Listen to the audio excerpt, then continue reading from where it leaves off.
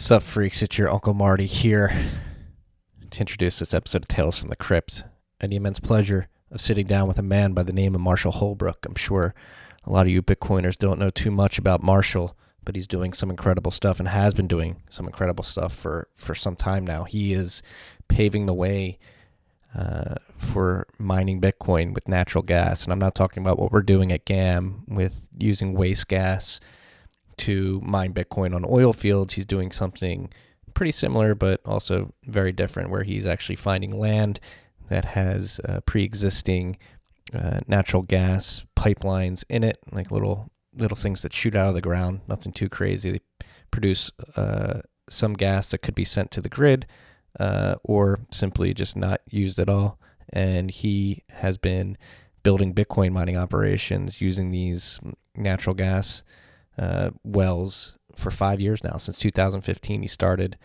by experimenting because gas prices were getting too low, and selling it to the grid was not making any sense, especially considering all the kickbacks that come into play throughout the whole process.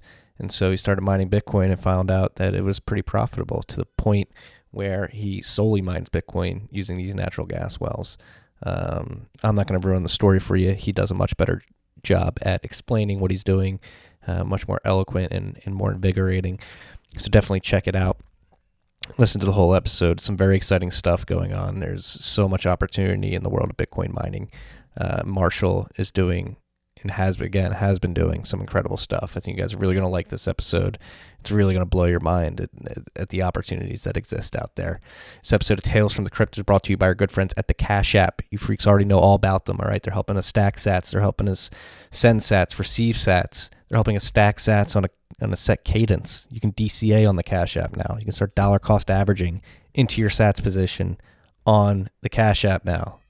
It's a drop down. You hit, do you want to do this every day, this purchase? Do you want to do this every week, this purchase? Do you want to do this every month, this purchase? Do you want to do this every 2 weeks, this purchase? Do you want to make it a one-time purchase? Yeah, the option now, more optionality has come to the Cash App. And on top of that, sats are now the standard on the app. And talking about optionality, if you want to stack slivers of stonks, you can do so on the Cash App via Cash App investing. If your favorite stonk is a little too expensive, you can invest as little as $1 using the Cash App. All right. And because Cash App is directly connected to your bank account, or it is your bank account, bringing it back to optionality, Cash App is now giving you the option to get your checks direct deposited to the app. You can use the Cash App as a bank account. You're going to get an account number and a routing number via the Cash App. What the hell are they doing? They're blowing up. All right. And Cash App Investing is a subsidiary of Square, member SIPC. As always, make sure you use the code STACKINGSATS. That's STACKINGSATS. When you sign up for the app, you're going to get $10, and $10 is going to go to our good friends at Owls Lacrosse. That's Owls Lacrosse, OWLS.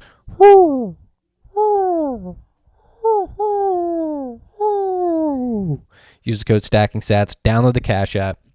If you're liking this content, please smash that subscribe button. If you're on Twitter, give us a follow on Twitter.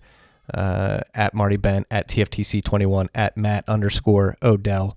Throw him a follow as well.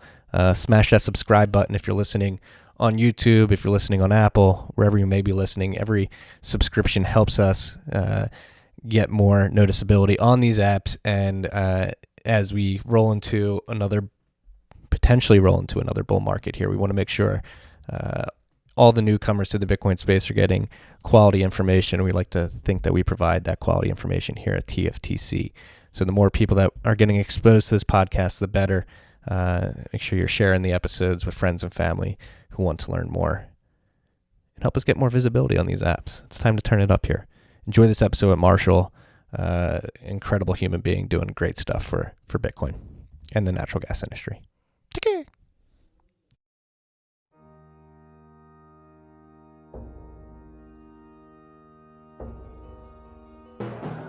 You've had a dynamic where money's become freer than free. If you talk about a Fed just gone nuts, all the central banks going nuts. So it's all acting like safe haven. I believe that in a world where central bankers are tripping over themselves to devalue their currency, Bitcoin wins. In the world of fiat currencies, Bitcoin is the victor. I mean, that's part of the bull case for Bitcoin. If you're not paying attention, you probably should be. What is up, freaks? Welcome back to Tales from the Crypt. It's your boy Marty here. Wednesday afternoon now, third podcast of the day. Probably the one I'm most excited for because it's very pertinent to what I'm doing at Great American Mining and the work that we're doing in the mining world. The gentleman I am on the phone with today has been a pioneer in the natural gas mining space. From what I can tell, everything I've sort of researched and the people that I know in the space that know what this gentleman is doing think that he's far ahead of the curve than many realize at this point. So I'd like to introduce you freaks to Marshall Holbrook. Marshall, welcome to the podcast. Hey, Marty. I'm very, very excited to be here. I've been looking forward to this since since Tom reached out to me a couple weeks ago and we talked a little bit, and then we finally, hashed out a date, and here we are now. So I'm super excited to be here. Again, very excited to have you on the call here because you're doing something that I have not seen personally in the mining arena. And like you mentioned, Tom has been hooting and hollering and raving about what you're doing and sort of how under the radar you're flying. And so I apologize that you have to rehash what you already went through before we hit record. Freaks, I hopped on the call at Marshall, and he thought we were recording right away. So I got a little pre-interview preview of what we're going to talk about, and he was getting on he was explaining exactly what he's doing, and I felt bad I had to interject and say, hey, we haven't hit record yet. So I will re-ask the question is sort of how did you get into Bitcoin mining and specifically mining with natural gas, and why do you believe that Bitcoin and natural gas producers have a sort of natural relationship that you think will be more popular moving forward? Yeah, so I started probably 20 years ago. I moved to Kentucky. I got out of college, moved to Kentucky, and I picked up a few little gas fields. And what I originally did was I used to just buy electricity off of the grid to power my electric compressors. So if anybody knows, you have to compress the gas to get it into the utility line. So I started off doing that, and gas prices, were fairly consistent back in the day. They'd be higher in the wintertime, moved maybe 50, 60 cents. And then in the summertime, they dropped back 50, 60 cents. So you could see an average of $2, $2.50 to $3, or, $1.75 to, $2.50. And you could budget pretty reasonably what you were going to make that year. You could even go and, get your broker, market your gas through a broker. And, he would lock your gas price in on the futures contract, and you could get a steady, gas price year round. He would take a percentage of it. And so when the electric prices were getting to where I didn't feel like I was getting the most out of my energy, I always wanted to do something like with my natural gas. And I was already using the grid. So then I went from using the grid to actually running natural gas generators to power my electric compressors. So I got big enough to where, I had, 2-3 kilowatts of generation power to start up, one little field.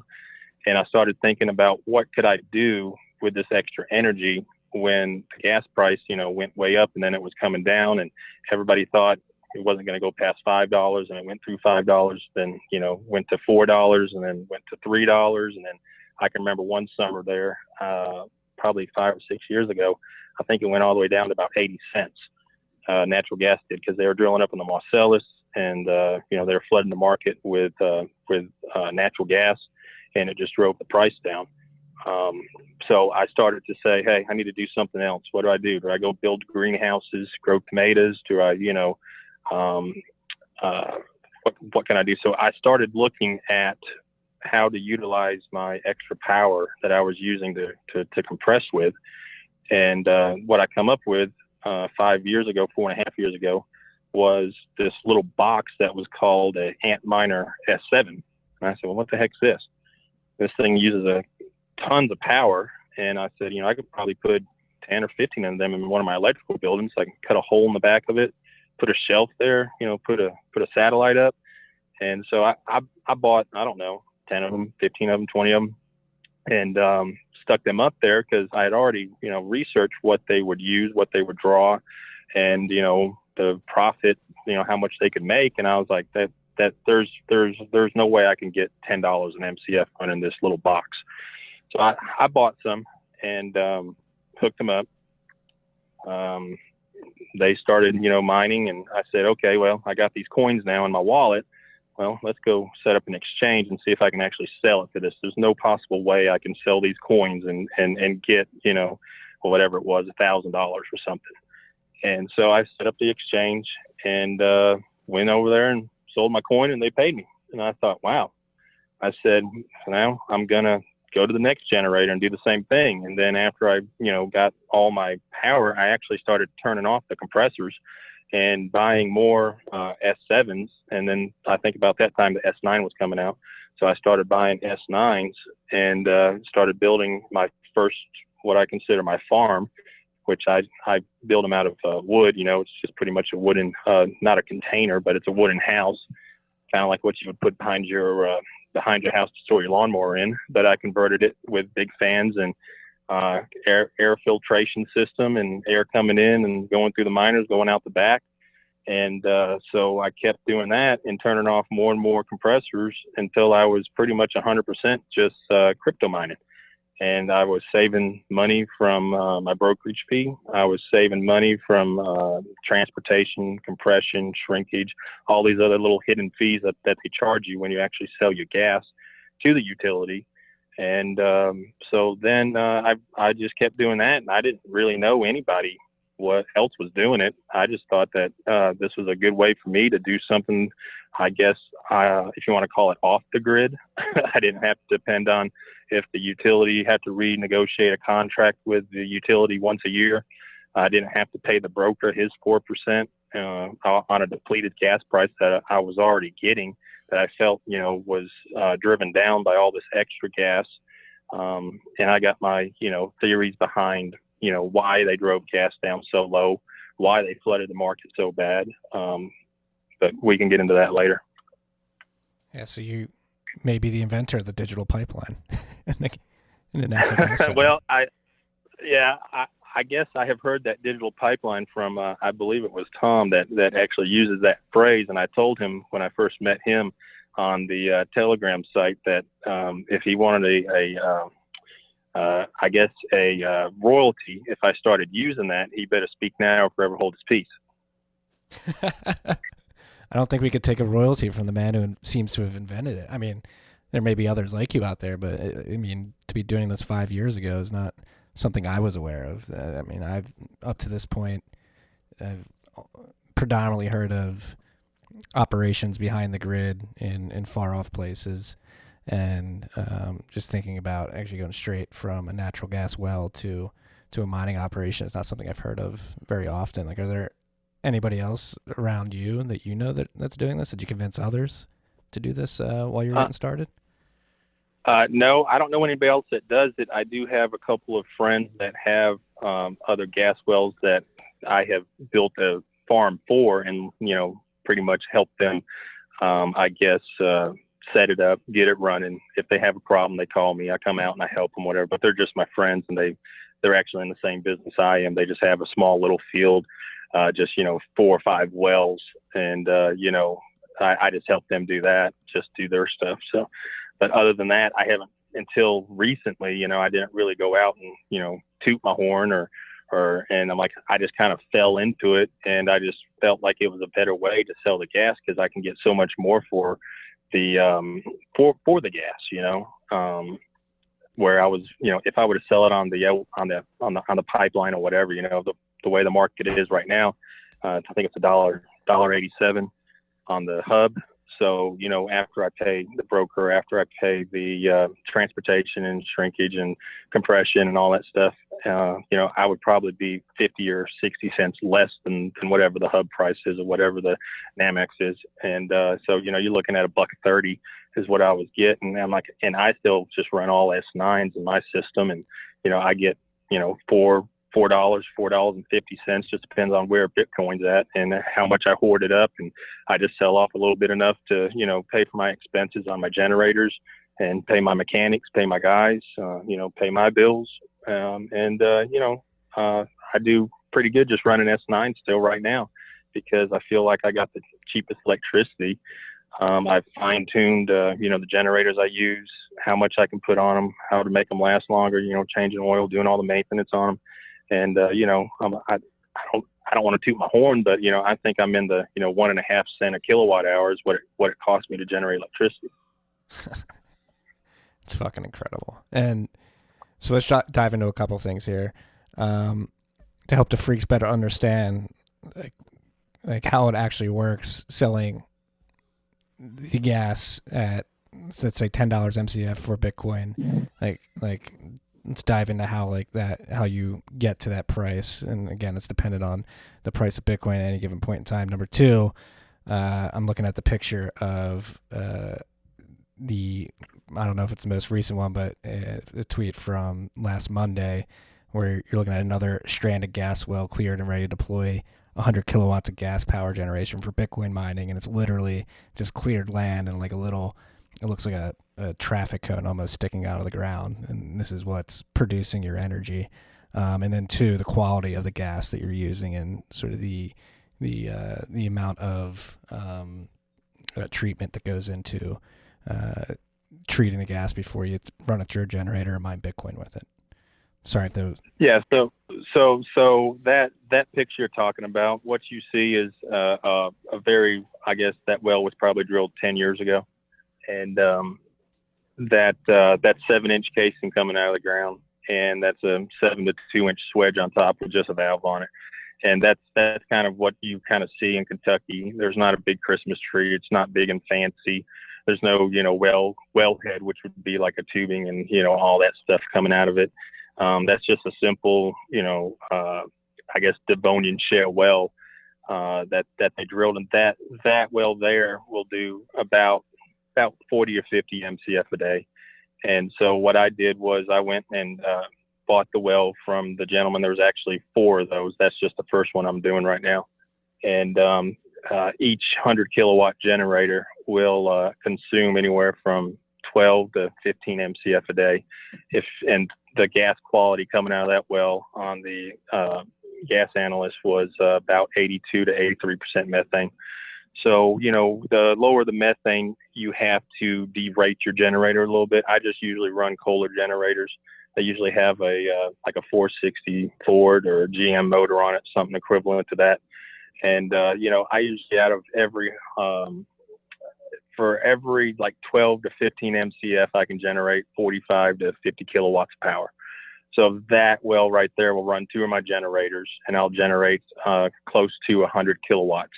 Which in my little buildings that I build, my little 100 kilowatt building that I build, that doesn't cost me very much, but people want me to build one for them or whatever, I'll price it to them. If they want to pay it, they can or not, but it's very simple. It's just got filtration and it's got, shelves in it and plugs and switches and whatever. But I can stack about 100 S9 miners in there, and I, do my little firmware tweak on them and down clock them, and I can usually get around like a parahash to 1.1, depending on which S9s I use, and how anything with S9 miners, some of them are better, some of them are worse. Sometimes some of them do better when you down clock them, some of them do better when you up clock them. So, I just stack them full of 100, 110 S9 miners, and I generate 1.1 parahashes. It's fascinating. I mean, so how long do you think you can keep this up with S9s? Like, are you actively thinking about rotating into newer generation hardware? Do you wait till the newer generation hardware has been on the market for X amount of time, and then there's a secondary market for used hardware sort of develops with those generations? Yeah, I'm all about kind of waiting for the price to come down. Um, my, I guess, business model is I use what I have, and I've always been a guy that I guess thought of, if I have something, I'm going to use it.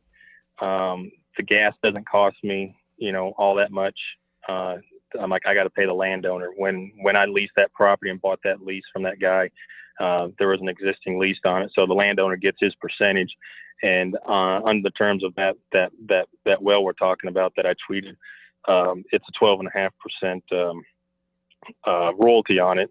So pretty much what I do is I pay them, the market price for their gas. If I burn, 40 to 45 MCF out of that, I pay them. I owe them 12.5% of the 45 MCF, and then I tie it back to the market price. So if the hub or whatever is saying the market price is $1.85 or $2, you can do the math and calculate it out. I usually, pay anywhere from 20 to 30 cents an MCF for the gas to the landowner, and most of them are happy to get it, because if I were to sell it to the pipeline, if I started at $1.87, I'd end up having to pay them probably a buck, $1.10, $1.20 after all the fees that the broker charged me, because that's the starting price then. And so they actually make more money because I don't have to take off the broker fee. I don't have to take off the transportation fee. I don't have to take off the shrinkage fee that all the big utilities charge. So so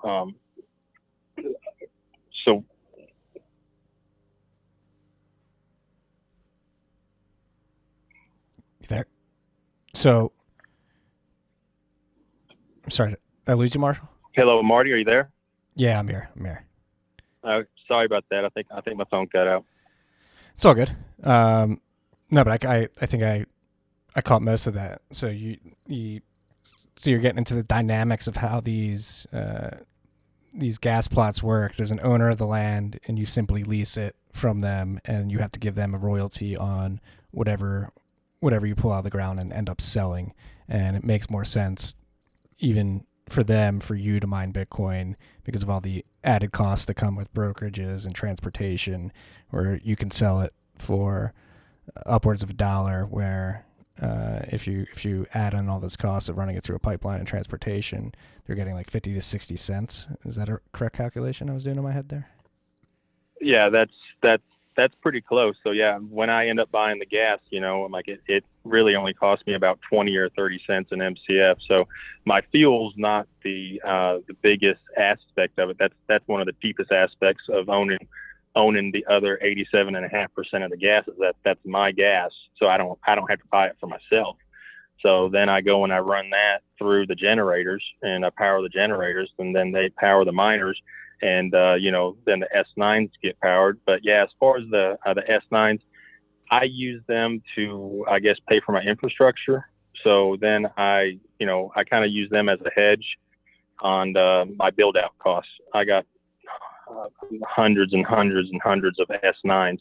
And I'm just now looking at some of the other new generation stuff, because I have all this infrastructure built out that, the juice has to justify the squeeze. And I'm looking at, okay, I go drop, $300 maybe $50,000, buy some brand new stuff. And since my infrastructure is all built, I got all the generators done. I got the buildings, I got the land, I got the leases, I got everything. I think I'm pretty much at that point to where I'm about ready to drop some hard cash to upgrade all my stuff and get to 20 parahashes. That actually brings up an interesting point. Like when you're redoing this infrastructure, that's one thing we've learned at GAM is the generator and the particular miner sort of are very dependent on each other and the way that generator's sort of set up. So do you take that into consideration as well as you're looking to upgrade? Can you say that again now? What's that? We're finding that, like, depending on the generator you're running and at what voltage, it really interacts with different generations and models of miners differently. Oh, okay, So- yeah. As far as generator voltage and stuff like that on my stuff, I run a straight single phase, 3-phase system on all my buildings. When I first started, back 4.5 years ago, whatever it was, I was thinking, oh, I got to have single phase. So I was buying single phase generators. And, then once I started looking at it, I was like, well, these power supplies, all they need is 230 volts. They don't care if it comes on one leg, two leg, or whatever. So what I run on my systems is pretty much a true 3-phase single phase. I have 3 lines that have 230 to 240 volts on each line. So it's kind of like a European 3-phase. Is what I run. It's a 415 230 volt 3-phase. Yeah. And so that should be compatible with different models moving forward. Like, you won't tweak too much of that because it's pretty flexible. Yeah, exactly. Yeah. So if I get a generator, a lot of people don't know too that, when you buy a generator, most of them are a 12 lead generator head, which is the alternator on the back or the electric motor that's on the back that the motor turns. And if you have a 12 lead, you can change it to whatever voltage you want to. And I do buy a lot of single phase generators just because people don't know you can change them and then they price them cheaper. So I buy them, the single phase generators, and I just rewire them to the 277 480, and then all of 415 230 volt is all that is the same. It's the same Y configuration in the generator head, and all you do is just turn down the voltage on it. Yeah. Again, you seem like somebody who's running like in a wide open field by himself in this particular space within the Bitcoin mining world. Like, how big do you see this opportunity being, just from a total like market perspective? Like, obviously you may not be the only one doing this for long. Like, how big do you think this can get? And do you think there will be an aha moment for natural gas producers where they're like, oh my God, we need to be doing this now? Yeah, I think right now every little natural gas producer in Kentucky, Ohio, Tennessee, East Coast, whatever, anybody that has 50 to 100 to 200 MCF a day, I'm like, they don't need to be selling it to the local utility. They don't need to be selling it to the transmission line. They don't need to be using a broker. They need to be crypto mining, because I'm like, most of these guys already have huge compressors. Most of these guys already have, a dehy they're running. Most of these guys have the infrastructure for gathering all the wells together, bringing it into this compressor, because that's what they have to do. They got to gather all these wells up that they got, bring them into one central location, run a compressor to compress that into a pipeline. And if some of the natural gas compressors are from like 5, 6, 7, 10 times what I pay for a generator. And that's why, I went electric, because it was cheaper to buy electric compressors at the time than to buy one big natural gas compressor. And so I'm like, if these guys were to look at the numbers and look at, okay, I could sell this big, huge monster of a compressor I got and go buy some generators and buy the ASIC miners and, hire somebody like me or whatever to, set it all up for them. They could make, instead of making $1 or $1.25 an MCF, just running S9s, they could make close to $4 an MCF or $3.50 to $4 an MCF just running S9s. And then if they felt like they had some capital that they had to recoup from them crypto mining, just run the S9s, recoup your money, and then upgrade to the new generation. I'm like, that's kind of where I'm at. I paid, some more money for some S9s than I felt like I should have, throughout the last 4.5 years. But there for a while when the S9s were too expensive, I just ran my S7s I had. I didn't upgrade. I just waited, for the price to come down. And, the hardware fluctuates up and down in price. And, when you feel like, that's a good price, just go ahead and buy it, because you're going to get your money back. It's going to be way more than what you get for selling your gas to the pipeline. Seems like such a paradigm shift. And again, like, not many people doing it. And what do you think is the biggest hurdle to get more natural gas producers doing this? Do you think just Bitcoin surviving as long as it has up to this point, as more people has their interest peaked, like longevity of the suppression of prices, sort of having people to think outside the box? Do you think there's a perfect storm brewing here? I think Bitcoin has been proving itself every time people say that Bitcoin's not going to prove itself. So I think the biggest hurdle is educating the producer on how it works. Because I've been to Ohio and I've met with a lot of people up there. I've talked to some people around here where I'm at. I'm like, I haven't gone out and like really like did a full blown I guess trying to talk to everybody, doing a workshop explaining to what this is. I haven't gone to that as like that far as it, just because I got my own, business I got to run. But at the same time, the biggest hurdle is probably educating them on how it works. Like I got a guy, one of my real good friends up in Ohio. I've been up there and talked to many producers that he's put together, and that he, learned about what I'm doing. And, he's got one of my containers up there, or systems, I call it. He's got one of my systems up there that he runs. And, he shows it to people, and they're super interested. Some of them have been beat down so bad with the low depression or the low price of natural gas that they don't have capital to put into it. And, it's kind of like they're stuck in the same, gerbil wheel going around and around and around, because they don't have the capital to go and, buy the ASICs, buy the generators, buy the building. And so they need capital to do that. But, they understand it, but then they're kind of scared of it at the same time because of what they see on maybe the news about, Bitcoin. They kind of try to call it a black sheep. It's used for this, it's used for that, illegal drug running or whatever, which, it's not. Like it's being self-sustaining. You can take your gas, run a generator, get the coin, and if you want to turn it back into cash right away, you can just sell it every day, or you can hoard it up if you believe that, one day there's not going to be any more Bitcoin out there. So what's the price going to do?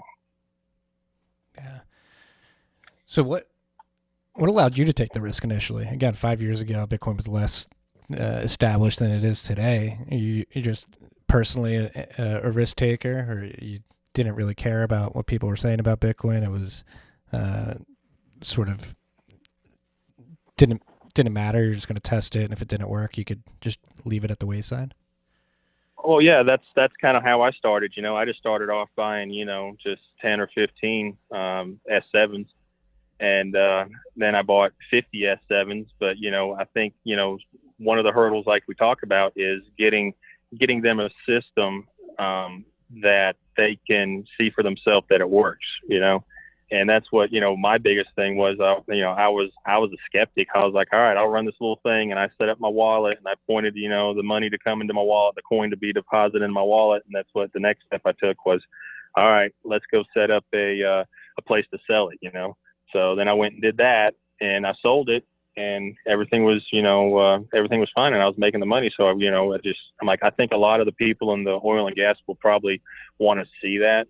And I think, like starting off small, and what I tell a lot of them is, don't go do all your gas right now. I said, just do 20%, because you're getting $1 for the 80%, and you're going to go get $4, for your, for the rest of your gas. Or, at the time, maybe I was talking to them, it might've been more. This was, probably a year ago.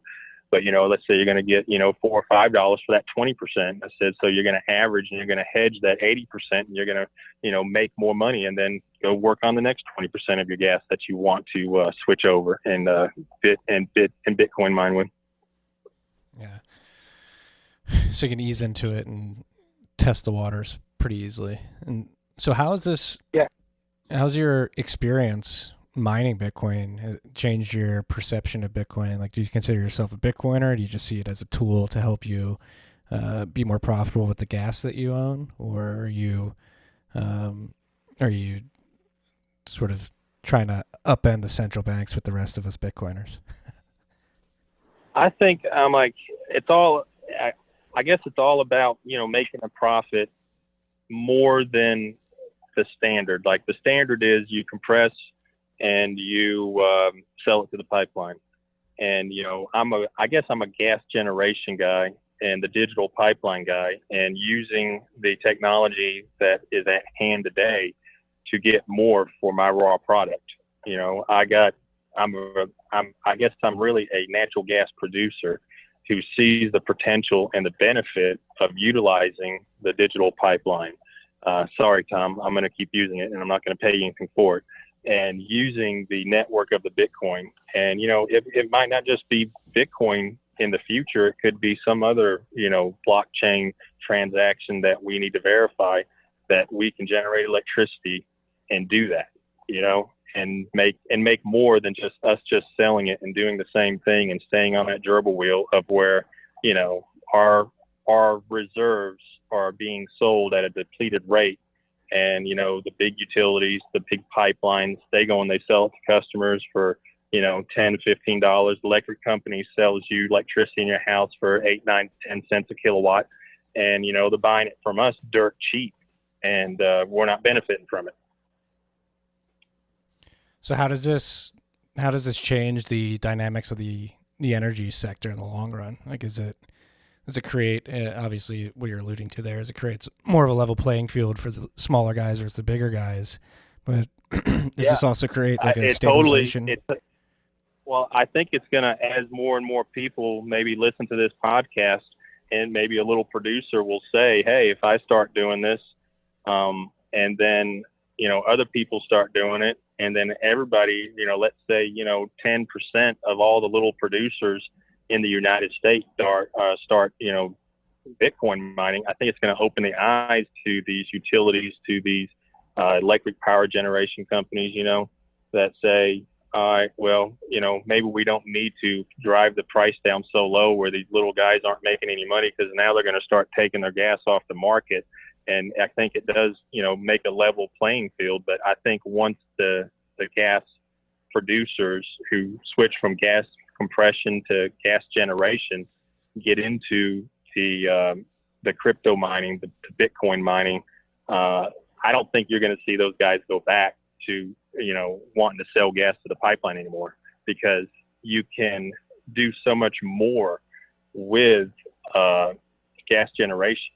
I'm like, if I would have had this back 20 years ago when I, you know, first started buying fields, I laid miles and miles and miles of gathering lines, 2-inch, 4-inch, 6-inch lines to get all these wells gathered together to where I could pipe it into a compressor to send it to the utility. You know, if I had this technology 20 years ago, you know, this well that I tweeted, you know, it's got no place to go. The local utility wouldn't take the gas after the guy drilled the 4 wells.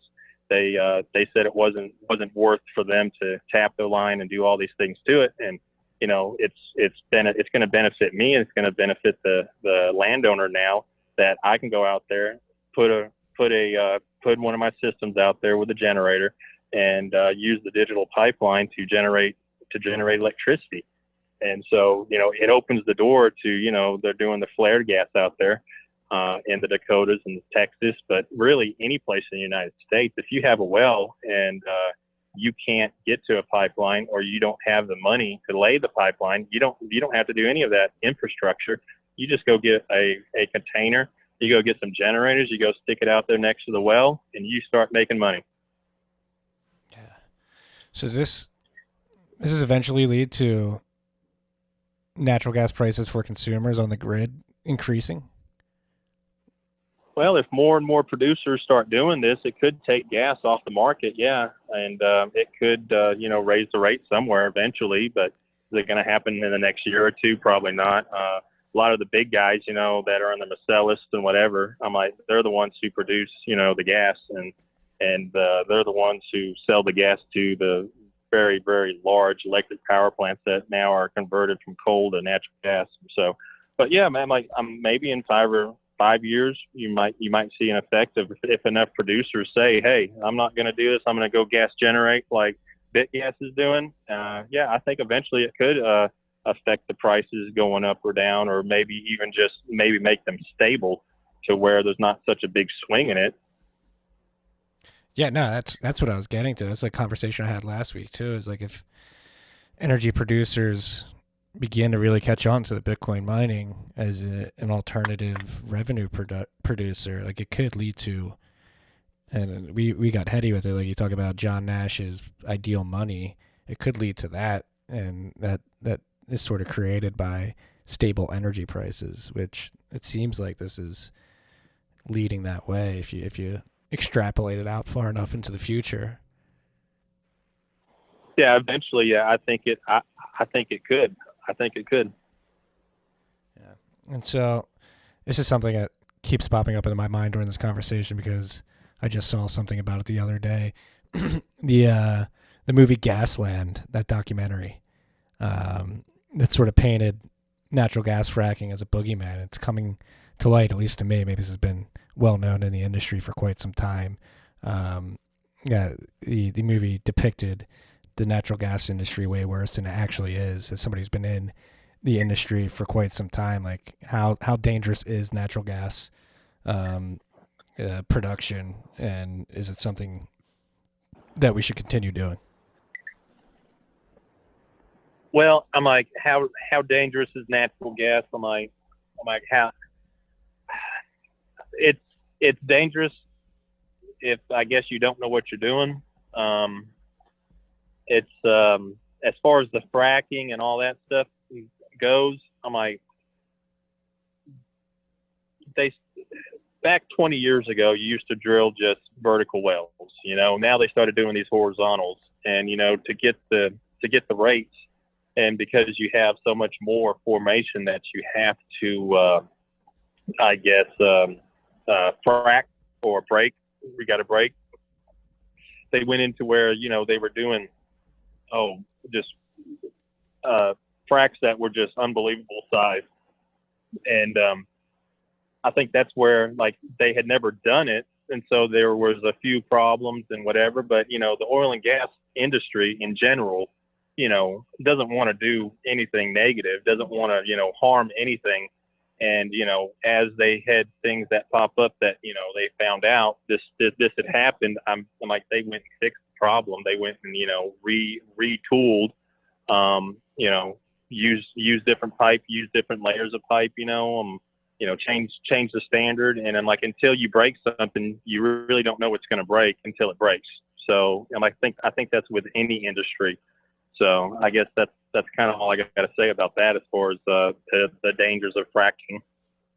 Yeah, because I was somebody who watched that documentary. I was like, oh, we should stop doing this immediately. And as you get as naturally as I've got more acquainted with the industry and how it works, I'm like, is this actually as bad as that movie laid it out to be? And it's coming to light that some of the places he was going to, it actually may have, like when he was able to light people's faucets on fire, that it may have just been the natural methane under the ground that they were living on.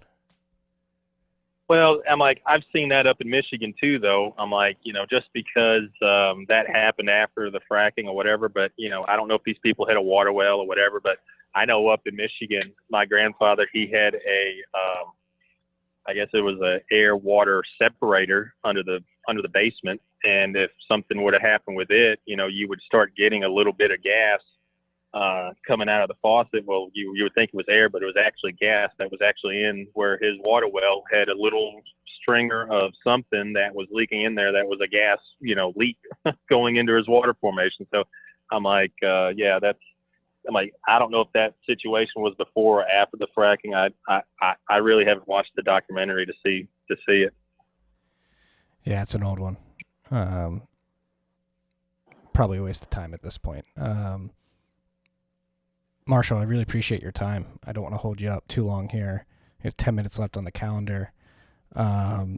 Is there anything that we haven't touched on yet that you think is important to get out to Bitcoiners out there? Like, how can we help you educate these producers? Is there anything we can do to make your efforts in the field more fruitful? I really just think that every producer just needs to think outside the box. And if they feel like, they're drowning because the natural gas is so depleted right now, that there is another, I want to call it standard, that is going to be a standard. There's another option that's going to be a new standard for gas producers, which instead of gas compressing, it's going to be gas generation, and utilizing the technology at hand. And they can, contact me, bitgas@yahoo.com. They can shoot me an email, and I'll answer any questions that they got. But if most of these producers are, engineers, they're, they got a mechanical brain to put the pieces of the puzzle together, because there are a lot of pieces. You got the well, you got the pipelines, you got dehydration, you got the compressor, you got, heater treaters, you got pump jacks, you got all these pieces of the puzzle that you got to put together. And, getting the most bang for your buck at the end of the day, is, using that gas or compressing that gas. And if you use it in a generator to generate electricity to Bitcoin mine, you're going to make way more than selling it to the pipeline. Yeah. And I guess I'll end it on this question. So do you believe in Bitcoin's long-term success as a digital currency, as a money? Oh, absolutely. I think it keeps proving itself every time they say that it's done, it's tapped out. It stays right there. It comes back, and I think Bitcoin's going to be around for a very, very, very long time. And I think that anybody that holds on to Bitcoin, give it another 3, 4, 5, 6 years, and I think you're going to be very, very happy with your investment on Bitcoin. That's what I'm doing. I'm just hoarding up as much as I can, pay off what I can, use some now. I think I'm going to, use some now to buy some new generation miners. I was kind of waiting to see what the halving did. I don't see the halving being a problem. If you got cheap electricity, you keep your, capital, your overhead costs down, your build out costs down, your generation costs down. If you keep that all down, and then if you keep a steady maintenance on your generators to make them last longer, to get the most out of them, if you got the cheap electricity, you're going to be king of the crypto mining world. And I'm just excited if I can get other producers in this. I'm like, one day there's not going to be any block reward, and there's going to be the fees. So the people that are crypto mining are going to be getting all those fees coming in to pay for the block transaction verifications. And I want to have every oil and gas producer that I can be in control of those fees to hoard them up. Right. And naturally, this helps decentralize Bitcoin too, because all of your operations are disparately located in different geographical areas. So it actually helps in the long run with the geographical distribution of the network, and it makes it that much harder to attack.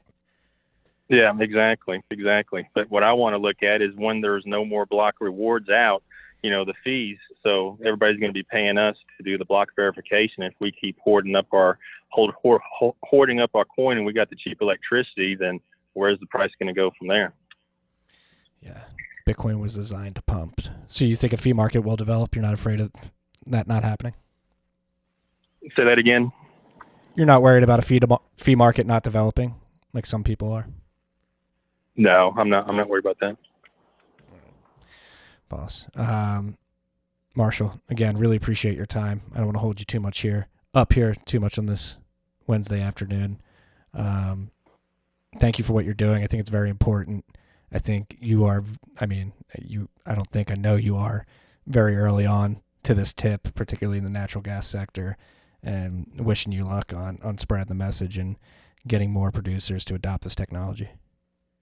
Well, I appreciate you, Marty. I appreciate you doing the podcast and letting us come on here and talk and, try to educate everybody, because that's really what it comes down to. Is once you understand the Bitcoin, you understand, the mining aspect of it.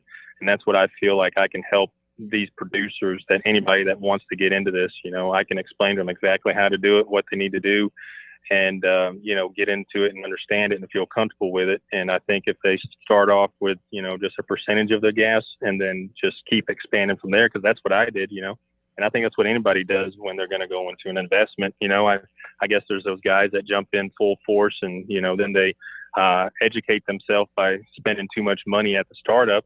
And then, then they got to backtrack and pull themselves up. So if they, I guess contact me, I'll answer any questions they got. And I appreciate you, Marty.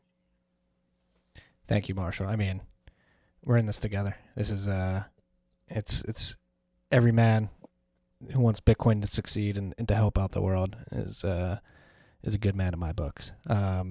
We can find you on Twitter at _BitGas too, correct? Yes.